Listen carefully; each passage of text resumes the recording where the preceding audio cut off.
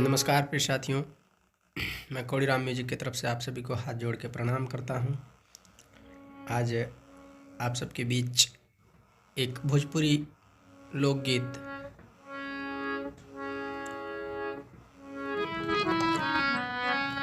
राग काफ़ी में है, आप सभी के बीच प्रस्तुत कर रहा हूं।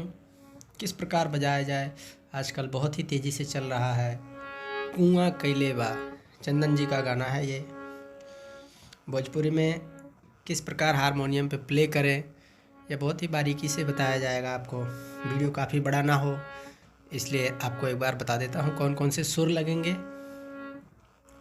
सा रे ग म प ध नि सा, सा नि ध प म ग रे सा।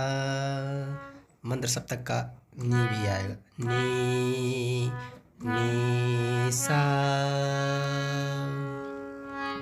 गाने की स्टार्टिंग होती है पंचम से, पा से। सैया के पानी सा, सा तक।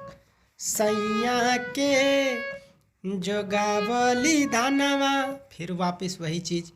जोगावली धानवा धुआं कैले बा। ध्यान से देखें। हरे सैया के जोगावली धानवा धुआं कैले बा। सैया के जोगावली धानवा धुआं कैले बा। देखिए क्या क्या हो रहा है।